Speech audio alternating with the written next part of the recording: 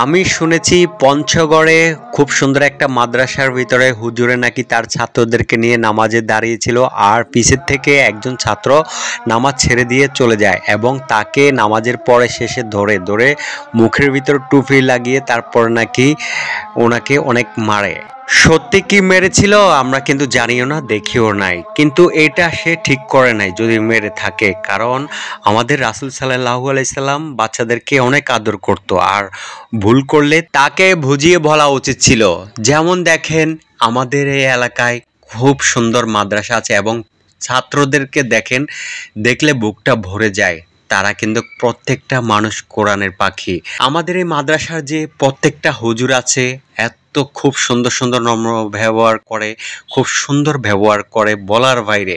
এই ছাত্ররা বিনামূল্যে এখানে পড়াশোনা করে, আপনারা অবাক হয়ে যাবেন।